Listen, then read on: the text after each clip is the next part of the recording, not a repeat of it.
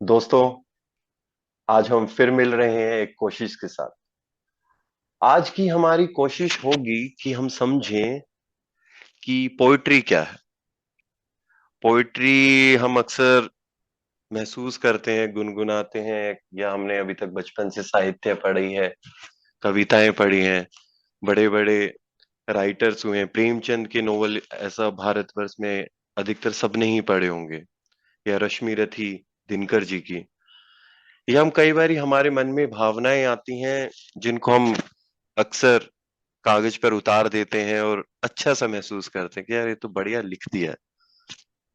ये पूरा सवाल कि कैसे लिखें, क्या है पोइट्री, इस सवाल में हमारी मदद करने के लिए आज हमारे साथ हैं अंकुर शुक्ला जी। शुक्ला जी का अगर मैं परिचय दूं तो काम से इंजीनियर, तजुर्बे से इंसान और शौक से पोइट है। तो ये हमें कविता या पोइट्री के रहस्य को सुलझाने में सहायता करेंगे। तो हाय अंकुर, कैसे हैं? How hello you? Hello Abhishek. Fine. थोड़ा बढ़िया, सा तेज सब बोलो बढ़िया। सर। सब बढ़िया।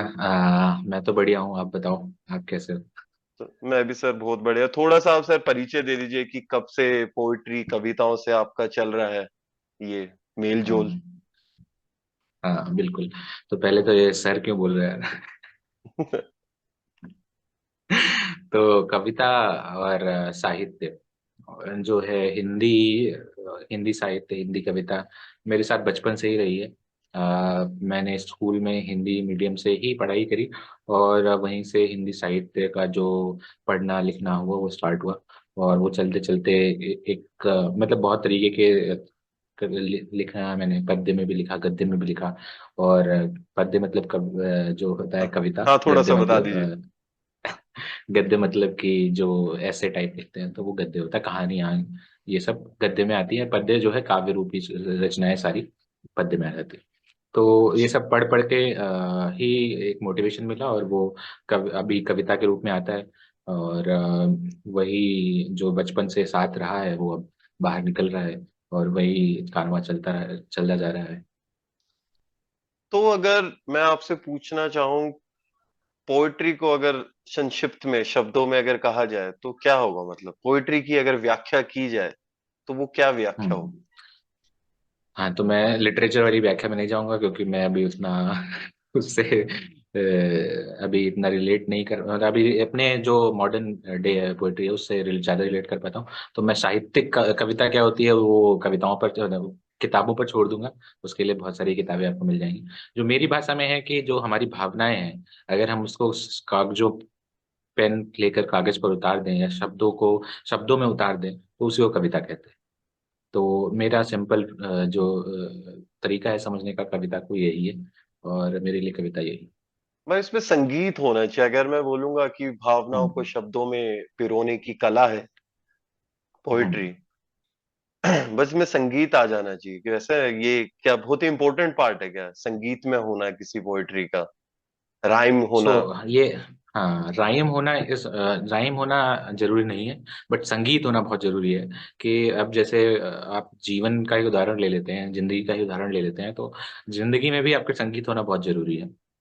हाँ अगर बिल्कुल। जिंदगी में संगीत नहीं है, रिदम नहीं है, तो फिर वो जिंदगी थोड़ी सी आपको ही खुद को ही लगेगा कि कुछ अधूरी है, या कुछ हो नहीं रहा है। तो जिंदगी के जैसे कविता या किसी भी तरीके के लेख में, किसी भी तरीके के चीज में संगीत, रिदम होना बहुत जरूरी है। तो खास करके आजकल की जो कविताएं हैं उसमें रिदम बहुत ही इंपॉर्टेंट है, और रिदम पर ही कविता चलती है। और आजकल, तो ये जो संगीत होना बहुत जरूरी आजकल आजकल वाला शब्द है आपने दो तीन बार इस्तेमाल किया। तो अगर मैं आपसे पूछना चाहूँ या कि ये जो मॉडर्न पोइट्री है, एक ट्रेडिशनल पोइट्री जो हम बचपन से पढ़ते हुए आए या साहित्य रहा है, मगर जब से पिछले कुछ सालों से बोलूंगे थोड़ा सा ये करसा हुआ है, एक मॉडर्न पोइट्री निकल के आई है। तो ये क्या है, थोड़ा सा आप समझाएंगे? But how is modern poetry different या new from the earlier existing one? हाँ, तो पहली बात तो कि जैसे पुराने कविताओं की बात कर लेते हैं। पुरानी कविताएं जो बहुत हम लिटरेचर में बहुत ज़्यादा पढ़ते हैं। आजकल की कविताएं उतनी लिटरेचर में नहीं आती, क्योंकि अभी जो आजकल का लिटरेचर है वो बन रहा है। बट जो पुरानी कविताएं हम लिटरेचर में पढ़ते हैं, वो वाली कविताएं क्या होता था कि हमारे जो वंशज लोग हैं, हमारे जो एंसेस्टर्स हैं, वो क्या, उनके पास बहुत समय होता था, वो खेती बाड़ी करते थे, या इतना फास्ट पेस फास्ट लाइफ दुनिया नहीं नहीं थी। थी। हाँ, फास्ट पेस दुनिया नहीं थी, तो वो उनके पास बहुत टाइम होता था, शाम को आराम से बैठ के कोई किताब लेकर पढ़ रहे हैं, या कोई मैगजीन लेकर पढ़ रहे हैं जो साहित्य से रिलेटेड है, और उसको समझना, लंबी कविता है तो उसको समझना, उसके बीच पीछे की कहानी को समझना, उनके पास बहुत टाइम था, और उसमें समझते थे, शब्दों को समझते थे कि हर शब्द का क्या मतलब है। पर अगर आजकल की बात की जाए तो आजकल फास्ट पेस लाइफ है, कहीं भी आप जा रहे हैं। इंडिया में, इंडिया की बात कर लेते हैं तो इंडिया में भी बहुत फास्ट पेस है, पूरे विश्व में बहुत बहुत फास्ट पेस है। तो हमारे पास जो टाइम है कविता या किसी भी लिटरेचर को पढ़ने का, वो बहुत कम है।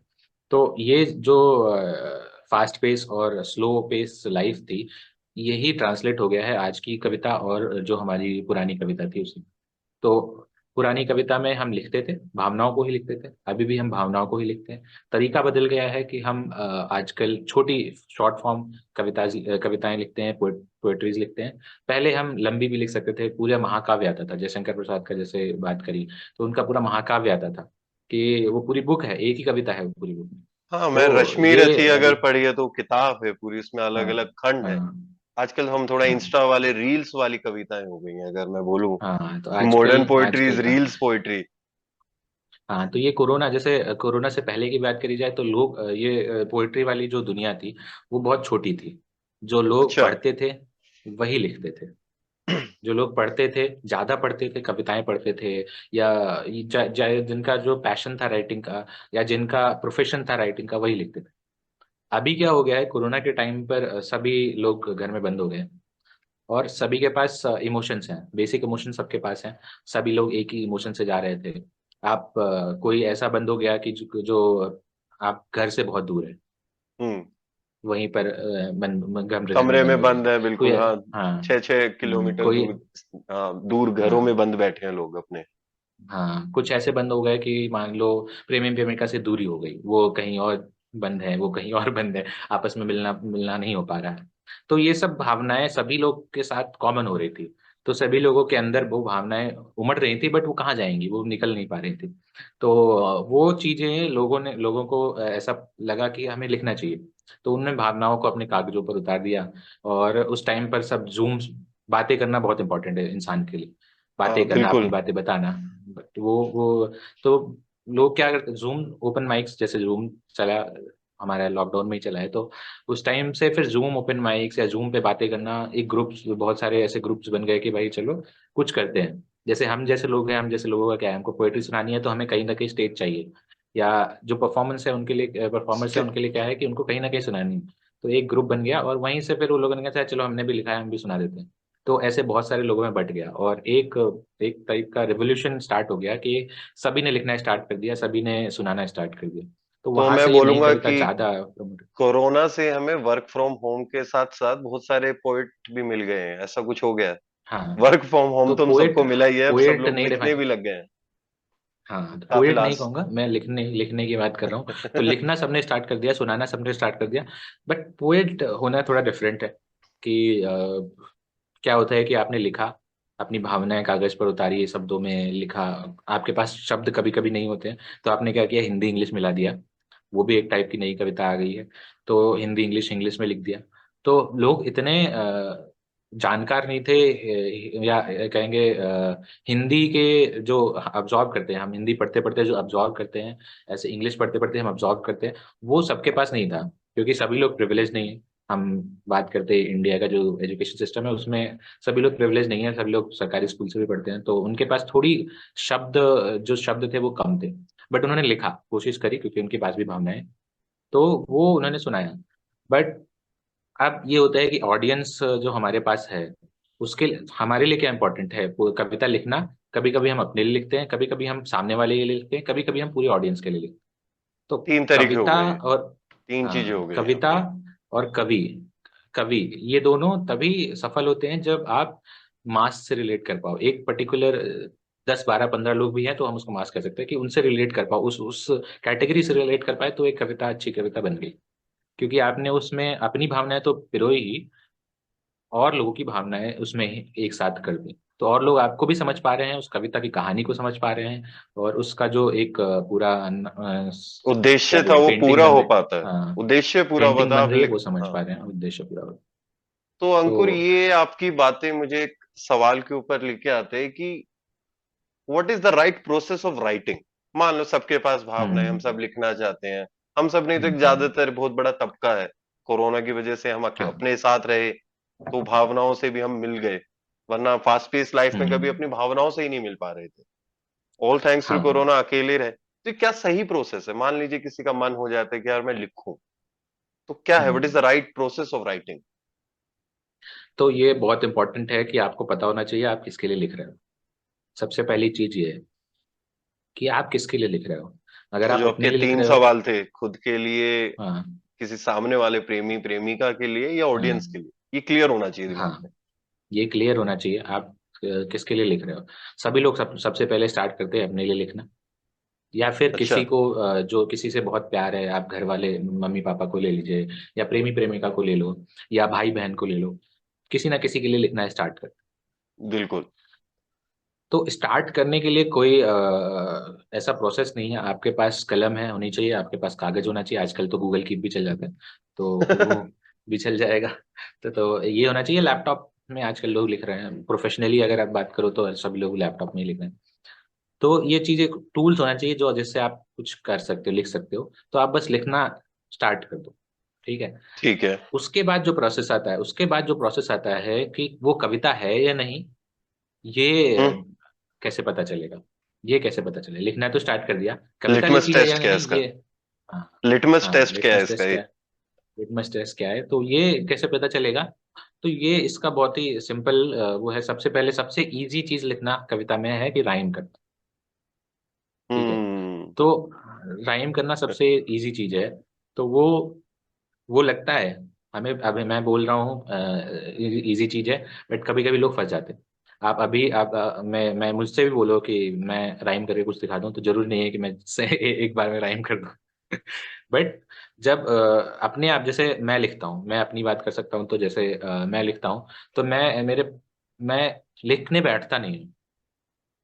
मेरे अच्छा। पास अपने आप कविता आती है, मेरे पास अपने आप कविता आती है। ये यूरेका मैं कुछ मोमेंट सोच होते रहा हैं हूँ। कैसे राइटर ऐसे बैठे बैठे आ गया कुछ, हम लिख देते हैं। सबका सबका अलग, हाँ, सबका ये चीज इम्पोर्टेंट, ये चीज अलग है कि सबका लिखने का तरीका अलग अलग होता है। वो कुछ लोग कागज पर हमेशा लिखते रहते हैं, लिखते रहते हैं, लिखते रहते हैं कि कुछ मिल जाएगा और वो अच्छा हो जाएगा। हम्म। मेरा जो पर्सनल वो है, उसमें क्या है कि मेरे पास कविता आती है अपने आप। मैं फील कर रहा हूँ, फील कर रहा हूँ, फील कर रहा हूँ, एक भावनाएं इकट्ठी हो रही हैं, और कभी कभी रात में या कभी कभी दिन के बीच में ऐसा लगता है कि नहीं, ये क्या सोच लिया, और वही थॉट अगर मैं पेज पे लिख दिया तो राइम भी हो गया, या राइम नहीं हुआ तो भी कविता के फॉर्म में आ गया। तो ये चीज ढूंढना बहुत इंपॉर्टेंट है। अगर आपको कविता लिखनी है, तो आपके पास कविता आ रही है, या आप कविता के पास जा रहे हो। तो ये दोनों तरीके के लोग होते हैं, जो जैसे मैं हूँ, मेरे पास अपने आप आती है। मैं कुछ लोग, अंकुर, हाँ। अगर अपने थोड़े से, जो कभी कभार वैसा मेरा लिखने का ऐसा नहीं हो पाया कि काफी कनेक्ट, मगर हम्म, मैंने देखा है कि कभी कभार भावनाएं आती हैं, हम सब आपस में बात भी कर रहे होते हैं, तो किसी भावना पे दो चार लाइनें हम निकाल राइमिंग भी कर देते हैं। हाँ, हाँ, मगर जो ये पूरा तो वही मैं, प्रोसेस है कि ये इतना लंबा लिखना, कि 4 5 10 20 लाइन लिखो आप उस भावना को, वर्णन में डिटेल में जाओ ना, 2 4 लाइनें राइमिंग हो जाती हैं। तो ये इतना हाँ, लंबा, मतलब तो वो ये, भावना पूरी कविताएं कैसे आती हैं? हाँ, तो जैसे ये बोला ना कि जब भावनाएं आती है तो राइमिंग हो जाती है। ये बहुत इंपॉर्टेंट लाइन है कि अच्छा। राइमिंग आप फोर्सिबली करने बैठोगे तो आपको वर्ड नहीं मिलेंगे, जरूरी आपको ढूंढने पड़ेंगे। तो प्रोफेशनल जो लोग होते हैं वो क्या करते हैं कि वो राइमिंग वर्ड्स लिखते हैं, रोज लिखते हैं, और अच्छा। जिससे उनको जब भी कुछ आए तो उनके पास वर्ड्स रहे लिख। अब दूसरी बात, ये मैंने एक एग्जांपल दे दिया कि राइमिंग को कैसे करना है। दूसरा ये है कि जैसे तो आपने बोला कि भावनाएं आ गई, कि कोई मोमेंट्स था, कुछ भी मोमेंट हम्म। चल रहा था एक बढ़िया, और भावनाएं आ गई, और उसमें तुमने 2 लाइनें लिखी और वो बढ़िया राइम हो गई, वो बढ़िया, उसमें रिदम भी आ गया। उसको कैसे कंटिन्यू करना है, तो सिंपल सी चीज है। आपको ऑब्जर्वेशन बहुत इंपॉर्टेंट चीज है। आपको ऑब्जर्व करना ओके। है कि ये जो भावना आई, इसको कहीं पे आपको ऑब्जर्व करना है। कभी कभी मैं भी क्या करता हूँ, मेरे पास कविता आती है, मैं उसको अपने दिमाग में सब बना लेता हूँ, पूरी लंबी भावना के जो आ गई उसको पूरा उड़ेल दिया मैंने और पूरी कविता बन गई। लेकिन भूल जाता हूँ, जैसे लिखने बैठता हूँ सब भूल गया। बिल्कुल। तो बहुत इंपॉर्टेंट है ऑब्जर्वेशन, कि आपको पता होना चाहिए किस मोमेंट पे आपके पास वो भावना आई, किस मोमेंट पे वो राइम होगा, किस मोमेंट पे वो आपको लिखना है। अगर आपके पास वो पॉइंट आ गया और आपने लिख लिया, दो लाइनें भी लिख ली, तो आप बाद में उसको उस दो लाइनें लिख ली और एक बार आप सेटल हो जाते हो उसके साथ में, उस थॉट के साथ में, फिर उस पे वापस जाते हो। और उस वापस जाने के बाद में तो आपको पता चलता है, क्योंकि आप थॉट्स के साथ, जब थॉट्स आती हैं तो हैफेजर्ड होती हैं, इधर भी जा रही है हम्म उधर भी जा रही है। तो हम उसको कलेक्ट करने में थोड़ा टाइम लेता है, ह्यूमन माइंड कलेक्ट करने में थोड़ा टाइम लेता है। और वो जब सेटल हो जाती हैं तब आप अच्छी एक कागज पर उस थॉट के पास वापस जाते हो, जो आपने लिखा था दो लाइनें, उसके पास वापस जाते हो और उस पे 10 लाइनें और लिख देते हो। जो मन में आ रहा है लिख दो, जरूरी नहीं है अच्छी हो खराब। तो मान लीजिए, तो अगर मैं आम आदमी की भाषा में बोलूं कि आज अभी बैठे बैठे कुछ मेरे मुंह से कुछ भावनाएं मेरे को आ जाए, कुछ राइमिंग हो जाए दो लाइन, तो उसको तो मैं लिख ही लूं। मान लो कल मैं फिर उस थॉट के साथ, उस इमोशन के साथ बैठ जाऊं तसब्बुर से, शांति से, कि यार अब लिखता हूं मैं, हम्म। और उस रिकॉल करना है उस विचार को, उस थॉट को, इमोशन को, कि यार कल मैंने जब ये लिखा तो मैं क्या सोच रहा था, क्या महसूस कर रहा था, हाँ। और फिर राइम करना है, राइट? तो ओके। ये राइम करना बहुत इंपॉर्टेंट नहीं है कविता के लिए। एक तरीके की कविता होती है जो राइम होती है, जैसे आजकल राकेश जी हैं, एक राकेश मिश्रा जी हैं, जो हम्म। सिर्फ राइमिंग कविताएं लिखते हैं और परफॉर्म करते हैं। तो उनकी राइमिंग इतनी बढ़िया है, इतनी लाजवाब है, आपको अगर कभी टाइम मिले तो सुनिएगा। बिल्कुल सर, कि सुनेंगे। राकेश तिवारी जी, सॉरी राकेश मिश्रा नहीं, राकेश तिवारी जी हैं। तो वो लिखते हैं, उसका स्पिल पोएट्री वगैरह जो भी प्लेटफॉर्म से सब पे मिल जाएगा उनका, क्योंकि काफी फेमस हो गए वो। तो वो सिर्फ राइमिंग कविताएं लिखते हैं, लेकिन वो गेम उनका बहुत स्ट्रांग है कि उनको पता है कि राइमिंग कैसे करनी है, क्योंकि उतनी प्रैक्टिस हो गई है। तो पहली बात, जब आप पहली बार दो शब्द लिखते हैं, दूसरा तो वो आपके दिमाग रजिस्टर कर लेता है कि ये जो भावना आई थी इससे रिलेटेड ये हम्म। वर्ड आपने लिख लिए। क्योंकि दो मेमोरीज होती हैं, एक मेमोरी होती है जो आपने देखा वो रिकॉर्ड हो गई, और एक लिखा वो रिकॉर्ड हो गई। तो वो बिल्कुल। रिकॉर्ड करना बहुत इंपॉर्टेंट, वो रिकॉर्ड करना बहुत इंपॉर्टेंट है कि मसल मेमोरी से आपका दिमाग तुरंत लिंक कर लेता है थॉट को, कि अच्छा ये लिखा था, इससे ये थॉट आई थी। फिर वो सारी चीजें जो सेटल डाउन हुई थी दिमाग में वो अपने आप आती हैं। हो सकता है पहली दूसरी बार ना आए, बट वो जब आप प्रोसेस बना लोगे, एक प्रोसेस इंपॉर्टेंट है, तो प्रोसेस बना लोगे तो अपने आप आ जाती है। तो वो आप उसके साथ बैठना आपके लिए इंपॉर्टेंट है, कि आपने वो ऑब्जर्वेशन ले ली, कि ये ऑब्जर्वेशन आई थी, ये दो लाइनें आई थी। उसके बाद आप सेटल डाउन हो गए, आपके साथ शांति से आपने उसको वापस जाके रिकॉल किया, तो ऑटोमेटिकली भी मसल मेमोरी में आ गया है, तो ऑटोमेटिकली माइंड रिकॉल कर लेगा। मे बी नॉट 100%, पूरा 100% ना कर पाए, बट 50%, 60% कर लेगा, और उसमें आपका अच्छा एक पीस बन जाएगा। तो अंकुर, आपने यहाँ पे मोटा मोटा एक सांचा दे दिया है, जिसमें अगर मैं डालूं अपने अल्फाज या भावनाएं तो बन जाएगा। पर इसके साथ एक अगला सवाल निकल के आता है कि क्या नॉलेज रिक्वायर्ड होती है, मतलब इसके कुछ बैकग्राउंड वर्क या होमवर्क भी रिक्वायर्ड है क्या, कि आप अच्छे से इस सांचे में उतार पाए, मतलब to use this technique itself? तो what is that base of hmm. Knowledge required, how to तो गेट इसमें इट? सबसे पहला, हाँ हाँ, सबसे पहला जो आपने क्वेश्चन पूछा उस पर काउंटर क्वेश्चन मैं पूछूंगा। भावनाओं के लिए क्या नॉलेज इंपॉर्टेंट है? भावनाएं अगर आपको चाहिए तो क्या आपको कोई चीजों का ज्ञान होना जरूरी है? नहीं, भावना तो मेरे को आ जाती है, मैं उसको व्यक्त नहीं कर सकता। मैं बताऊं, अगर कई बार तो मैं, इमोशन इतने कंफ्यूजिंग है, या जो हम्म। भावनाएं दो चार एक साथ आ जाती है ना, मैं कभी खुश होते होते भी हम्म। दुखी हूं कि ये खुशी चली जाएगी।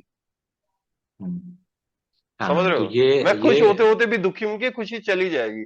तो मुझे समझ नहीं आ हाँ रहा मैं खुश हूं या दुख हूं, तो ये इसको लिखूं कैसे, ये इतना सारा है ना। तो ये हाँ। मेरे को कॉम्प्लेक्स है, हम्म। मैं नहीं कह रहा कि भावना मैं हम्म। समझ नहीं पाता, पर मुझे लगता है कॉम्प्लेक्सिटी ऑफ इमोशन बहुत ज्यादा है इसके अंदर। तो कैसे? हाँ, कॉम्प्लेक्सिटी ऑफ इमोशन है। इमोशन कॉम्प्लेक्सिटी हर चीज में होती है, बट उसके लिए कोई आपको किसी चीज की प्री नॉलेज या पहले से ज्ञान होने की जरूरत नहीं है, कि आपने कुछ सोचने के लिए, कुछ फील करने के लिए आपको कुछ नॉलेज की जरूरत है।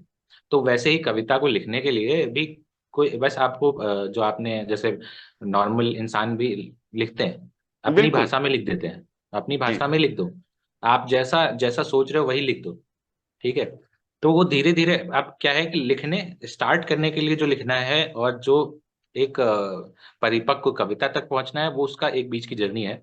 बट जो लिखना स्टार्ट करना है उसके लिए आपको कोई नॉलेज की जरूरत नहीं। आप जैसा लिखना चाह रहे हो ऐसा लिख दो, आपकी जो भावनाएं हैं। आपने एक चीज, मैंने एक कहीं पर एक वीडियो देखा था, उसमें वरुण ग्रोवर को जानते हैं ना? वरुण ग्रोवर जी, वो भी कविताएं लिखते नहीं हैं, यार, फिल्म भी माफी बनाते चाहूंगा। हैं, स्टैंड अप कॉमिक भी है। तो वो बहुत अच्छी कविताएं लिखते हैं। अच्छा, और ये आज सामाजिक तथ्यों पर लिखते हैं, सामाजिक घटनाओं पर लिखते हैं। तो वो ओके। उनकी उन्होंने उन्होंने बोला था कि आपको सबसे पहले क्या करना है, अपनी भावनाएं ऑब्जर्व करनी है। अगर जैसे आपने ये कहा कॉम्प्लेक्स है, तो कॉम्प्लेक्स से भी आप एक कॉम्प्लेक्स सिचुएशन जो खुशी दुख एक साथ है, उससे भी कविता बन सकती है। क्योंकि खुशी दुख एक साथ क्यों है भाई? हम क्यों खुश भी हैं और दुखी भी हैं? ठीक है, ये भी एक बिल्कुल। कविता, ये भावना की भी एक कविता बन सकती है। तो आपको सबसे पहले वो क्या करना है कि ऑब्जर्व करना है कि क्या इमोशंस आ रहे हैं। तो मोस्ट इंपॉर्टेंटली प्रोफेशनली लोग क्या करते हैं कि उस मोमेंट पे वो लिख लेते हैं कि हम खुश हैं अभी, या अभी ये कॉम्प्लेक्स सिचुएशन है जहाँ पे हम खुश और दुखी दुखी दोनों हैं। ठीक है, तो एक चार्ट बना लेते हैं वो, और उससे उनको ध्यान रहता है कि जो फीलिंग्स आ रही हैं, जब कविता आप लिखते हैं तो क्या होता है, आपकी फीलिंग्स इंपॉर्टेंट है। तो आप उससे वो ऑब्जर्व करते जाएंगे, तो आप उससे वो हो जाएंगे, क्या बोलते हैं, परिचय हो जाएगा कि आप कब क्या फील कर रहे हो, कैसा फील कर रहे हो, और क्या चीज आपको क्या ट्रिगर करती है, कौन सा इमोशन ट्रिगर करती है। तो वो ये चीज इमोशन वाली चीजें ऑब्जर्व होने स्टार्ट होंगी। फिर आपके पास जो भी वर्ड है, जो भी वर्ड्स हैं उस वर्ड्स में आप लिख दो। स्टार्टिंग में सिंपल ये चीज है कि आप जो भी वर्ड्स हैं वो लिख दो, जिस भी वर्ड में आ रहा है। मोस्टली ऐसा होता है कि आपके पास भावनाएं हैं तो ऑटोमेटिकली वो कविता बन जाती है। परिपक्व नहीं होगी बट कविता बन जाएगी। तो मगर जहां तक, ये तो मैं बोलूंगा कि एलिमेंट्री स्टेज ऑफ राइटिंग है, कि जो मैं हाँ, महसूस करता एलिमेंट्री। हूँ मैं वही लिखता हूँ। मगर मैं हाँ जहां जी। तक सुना है कि बड़े बड़े मूवीज के लिरिस्ट होते हैं जो ये गाने लिखते हैं, या हम्म। बड़े बड़े शायर या कवि, तो किसी भी टॉपिक पे लिख देते हैं। ये एडवांस हाँ स्टेज ऑफ राइटिंग है कि मैं आज लिखना चाहता हूँ कि मैं चांद के ऊपर लिख दूं, प्रेमिका के ऊपर लिख हम्म। दूं। तो ये क्या advance hmm. Stage of writing है कि बिना मेरी भावनाएं मेरी वैसी है ही नहीं? एडवांस। हाँ। मतलब तो मेरे को जैसे हर बारी दिल तोड़वाना जरूरी नहीं है कि मैं दिल टूटी हुई कविताएं नहीं, हाँ। लिखूं, मतलब मैं ये तो जानना वही, चाहता हूँ। हाँ तो वही है ना, वो जो चार्ट बनाया ना आपने, आपका दिल टूटा होगा कभी, तो आपने वो ऑब्जर्व किया कि आप दिल टूटा उस समय कैसे फील कर रहे थे। तो और आपने वो दो लाइनें लिखी या चार लाइनें स्टार्टिंग के स्टेज में लिखी थी। हम्म। आप वापस उससे जाओगे तो आपको वो मोमेंट याद आ जाएगा कि वो मोमेंट पे मैं क्या फील कर रहा था, और वापस वैसा ही फील कर लो। और उस स्टेज में आपको किस पे, अब ये जो प्रोफेशनल लोग होते हैं वो तो डिफरेंट स्टेज पे लिखते हैं। बट अगर आप नॉर्मल या एमेच्योर राइटर्स की बात करें कि हमें प्रोफेशनली नहीं लिखना है फिर भी लिखना है, हम्म। तो दिल टूटने वाली बात में आप खुद जब वो फील करोगे कि आपका अपना इमोशन है वो, आप वो खुद फील कर रहे हो, तो आप जब वो फीलिंग अपने आप ही वो जैसा उस टाइम था वैसा आ जाएगा। और उसके बाद आप जब लिखने बैठोगे तो आपके पास एक प्रॉम्प्ट है कि आपने चार लाइनें लिखी थी या 10 लाइनें लिखी थी, एक बार वो पढ़ लो। वो पढ़ लिया। दूसरा, अगले स्टेज पर जाने के लिए आपको वैसी ही 10 कविताएं और पढ़नी पड़ेंगी। तो वो आगे का चीज आती है। फिर नॉलेज की इंपॉर्टेंट है, स्टार्टिंग हो गई, हमें लिखना, इमोशंस को कागज पर पिरोना आ गया। बट उसके बाद हमें अगले स्टेज में क्या करना है, हमें उसको अपने मतलब एक्सपीरियंस करना है, एक्सपीरियंस लंबा करना है। तो हम सेम चीज की जो कविताएं हैं 10-15 कविताएं उठाएंगे, पढ़ेंगे, और उसको देखेंगे कि अरे हमें फिर एक तो होगा कि बहुत सारे शब्द मिल जाएंगे। दूसरा ये होगा कि लोगों की अलग अलग देखने, उस सेम इमोशन को नजरिए, देखने का तरीका, नजरिया नजरिया मिल पता जाएगा। चल जाए। हाँ, फिर हम उस चीज को आगे बढ़ा पाएंगे, उस कविता को, या आगे अच्छी कविता लिखनी है तो वो आगे बढ़ा पाएंगे। तो अगला स्टेज ये आ जाता है कि आप पढ़ो, जितना हो सकता है उतना पढ़ो। अच्छा, यही होमवर्क है कि कविताएं लिखनी है तो हाँ, बहुत सारी कविताएं पढ़ो। पढ़ो। तो आजकल का जो वही है ना, कोरोना के टाइम पे सबने लिखना स्टार्ट कर दिया। क्योंकि हो क्या रहा था, जो जैसे हम जैसे लोग हैं, हम जैसे लोगों के पास कुछ नहीं था करने को, तो हम इंस्टाग्राम पे रील बना रहे हैं, कुछ कर रहे हैं, क्योंकि थोड़ा रीच भी चाहिए हाँ, आर्टिस्ट के ये लिए। बहुत और बहुत इंपॉर्टेंट सवाल है ये। मतलब मैं अगर बोलूं कि अभी तक जो हमारा बातों का सफर रहा है, समझ लिया पोइट्री क्या है, कैसे लिखनी चाहिए, ऐसे स्टार्ट कर लेंगे। एज ए मैच्योर राइटर या poet, how to find the right audience? Hmm. मतलब तो अधूरी है जैसे कविता जब तक श्रोता ना हो, तो कैसे जर्नी को हम्म, कैसे नेविगेट करे, how to find the right audience, how to go for it, कैसे होगा ये प्रोसेस? हाँ, तो पहली बात तो कुछ चीजें बहुत ही इम्पोर्टेंट हैं, जैसे किसी भी राइटिंग के लिए जो उसके पीछे का सार है, जो उसके पीछे का इमोशन है वो बहुत इंपॉर्टेंट है। तो टीन एज में अगर देखा जाए तो टीन एज वाली ऑडियंस क्या सुनती है, क्या महसूस करती है, वो आपको पता होना बहुत इंपॉर्टेंट है। तो अगर आप टीन एज से गए हो तो ऑब्वियसली आपको पता है कि क्या चीजें बिल्कुल। होती हैं जो तो क्या चीजें होती हैं। तो अभी जैसे मैं इस स्टेज में हूँ, तो मैं जो एल्डरली लोग हैं, जो बूढ़े लोग हैं, वो क्या सोच रहे हैं मुझे पता नहीं है। ठीक है, तो मैं उसके लिए कविता लिखूंगा तो वो अच्छी नहीं होगी, क्योंकि मैंने वो महसूस नहीं किया है। तो दिल टूटी हुई ठीक आज है। की, मतलब टीनेज में तो प्यार हाँ, मोहब्बत ही ज्यादा चलता है। प्यार मोहब्बत है, पैसे की कमी है। इंडिया में गरीबी। ऑब्वियसली पैसे की कमी है, डेवलपिंग गरीबी नेशन, है। यस। हाँ, सामाजिक बाधाएं हैं कि किसी किसी को सपोर्ट नहीं मिलता है घर से। आजकल का जो एलजीबीटीक्यू वाला इशू है कि आप उतना सपोर्ट, क्योंकि वो भी टीन एज में ही है, लोग डिस्कवर कर रहे हैं अपनी सेक्सुअलिटी। तो उसमें वो टीन एज में ही है क्योंकि उन्हें नहीं पता था, तो वो फील कर रहे हैं। तो ये सब चीजें जो है वो टीन एज में लोग एक्सपीरियंस करते हैं। तो हम्म। उस एक्सपीरियंस के साथ में अगर उन्होंने, जैसे मैंने दूसरा स्टेज बोला कि अगर उन्होंने पढ़ा हुआ है, हाँ। तो और उन्होंने अपना इमोशंस अपने साथ रखा हुआ है, एक्सपीरियंस किया हुआ है, तो वो जो पढ़ना और जो इमोशंस है वो दोनों मिलके फिर आपके पास जो है, मतलब आपको एक मोटिवेशन भी मिल जाता है। दूसरा, आप लिखने बैठोगे तो आपके पास शब्द भी हो जाएंगे, और उसको पिरोने के लिए आपके पास इमोशंस भी हो जाएंगे। तो फिर ये है कि आप लिख सकते हो एक अच्छी कविता उस स्टेज के लिए जो आप महसूस कर चुके हो, उस इमोशंस के लिए जो आप महसूस कर चुके हो। मैं क्वेश्चन से इधर उधर गया ना शायद। हाँ, थोड़ा सा, थोड़ा मतलब वही था कि राइट हम्म। ऑडियंस आपने वो ब्रैकेट बता हाँ, दिया राइट कि ऑडियंस, हाँ। एज वाला आपने मेरे तो को अच्छे आपने, से एक्सप्लेन कर दिया। हाँ, तो ये एक जब जब फिल्टर लग आपने ये गया। पकड़ लिया ना, हाँ, हम्म ये जब नस पकड़ लिया आपने कि ये कविता इस पर्टिकुलर इमोशन के लिए है, इस पर्टिकुलर स्टेज के लिए है, तो ऑडियंस अपने आप डिफाइन हो गई। बट आप बस आपको उस तक पहुंचाना है।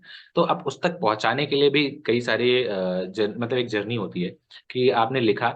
जरूरी नहीं है कि वो कविता एक बार में परिपक्व हो गई हो। आपने कितना भी पढ़ा हो, कितना भी लिखा हो, बहुत एक्सपीरियंस, 10 साल भी लिखा हो आपने, तो उसके बाद 50 साल भी लिखा हो, फिर भी आपके पास वो कविता परिपक्व नहीं हुई जब तक आप सुनाने नहीं जाएंगे लोग। आप वो ऑडियंस ढूंढते हम्म हो और सुनाने जाते हो लोग। सुनाने के बाद आपको फीडबैक मिलता है कि वो लोग कैसा फील कर रहे हैं, क्या जो मैंने फील किया था, जो मैंने फील करके इस कविता को लिखा था, इस पीस को बनाया था, क्या सेम पिक्चर वो लोग देख पा रहे हैं, क्या सेम इमोशन ऑडियंस फील कर पा रही है। वो अगर आपने, हो सकता है वो पहली बार में हो गया, बहुत बढ़िया, फिर तो आपकी कविता परिपक्व हो गई। दूसरा, अगर वो नहीं हो पाया, फिर आप जाते हो वापस बैठते हो उसके साथ में कि ये पॉइंट पे लोगों ने रिलेट नहीं किया, और जो फीडबैक मिला उसके हिसाब से उसको फिर से वापस पढ़ते हो और समझते हो कि ये चीज़ें इंपॉर्टेंट हैं या ये चीज़ें इंपॉर्टेंट नहीं है, तो उसमें से क्या हटाना है, क्या जोड़ना है, वो आता है। तो वो नेक्स्ट स्टेज आ जाती है कि एडिटिंग वाली। कांस्टेंट फीडबैक लूप चलता है क्या? हाँ, is that's feedback loop how you चलता है। Make it refined every time you listen? Hmm. Take a feedback, hmm. फिर उस पे काम करो। हम्म। चलिए सर। काफी इंटरेस्टिंग रहा है अंकुर। आई थिंक हमारे श्रोताओं को भी थोड़ा समझ आ गया, हम सबको समझ आ गया होगा। तो आई थिंक ये राइट ऑडियंस है। हम मैं तो अपने बारे में बोलूंगा, और जो लोग सुनते हैं हमारे चैनल को, वो एज ग्रुप भी अगर मैं बोलूंगा तो वही कुछ हाँ, 25 साल से ऊपर की ही जनता अपना है तो जो मेरे चैनल को अपना भी है। ज्यादा सुनती है। कि हाँ, वो बेसिक हाँ। समस्याएं हो गई हैं, थोड़ा सा जीवन की उलझने आ गई हैं, वो रोटी कपड़ा मकान सोल्व हो हाँ, गया, अब आगे क्या करे। आगे क्या तो यार करना कुछ है। बढ़िया सी कुछ कविताएं सुना दो, सबके लिए दिल खुश हो जाएगा।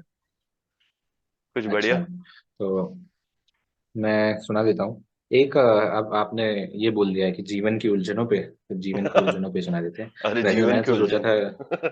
नहीं नहीं यार, मैं डेविएट नहीं जी, करूंगा, अपनी मर्जी से सुनाओ, सबसे बढ़िया। नहीं नहीं, आप, कविताएं तो बहुत सारी हैं।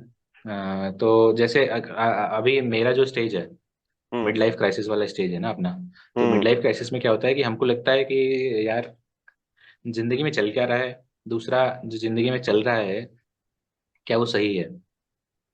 और जैसे कुछ कुछ लोग होते हैं कि फिर आप अपने लिए ज्यादा कम सोचते हो इस टाइम पे, दूसरों के लिए ज्यादा सोचते हो।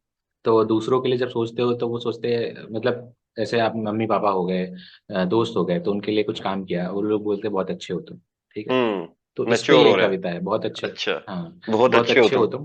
तुम। तो मुझे बहुत ज्यादा लोग बोलते हैं, क्योंकि शायद मैं उस किस्म का आदमी हूँ कि अपनी खुशी मैं दूसरों, मतलब अपने पास पास वाले जो लोग हैं उसमें ढूंढता हूँ कि उनको खुशी मिल गई तो मुझे बहुत अच्छा लगता है। वो चीज़ बहुत अच्छी लगती है मुझे। तो उस केस में लोग बोलते हैं। तो अरे उस वाह। पे ये कविता लिखी थी, बहुत अच्छे हो तुम। थोड़ी सी मतलब एंगर भी है इसमें, क्योंकि ऑब्वियसली स्टेज वही है अपना। तो हाँ, ठीक है सर, बताइए अंकुर जी, सुना दीजिए बढ़िया से। तुम बहुत अच्छे हो। तुम बहुत अच्छे हो। कई बार कई दफा मैंने ये सुना है। कई बार कई दफा मैंने ये सुना है, एक से नहीं पर बहुतों से। और हर बार बोलता हूँ कि ऐसा कुछ नहीं है। मेरे अंदर झांक कर देखो, कुछ भी अच्छा नहीं मिलेगा। जानवर से भी बदतर दानव भी मिलेगा। अरे। पर कोई मानने को तैयार नहीं होता। पर कोई मानने को ही तैयार नहीं होता। फिर वही सुनने को मिलता है, तुम बहुत अच्छे हो। मैं बार बार कहता हूँ, कोई भी पूरी तरीके से अच्छा नहीं होता।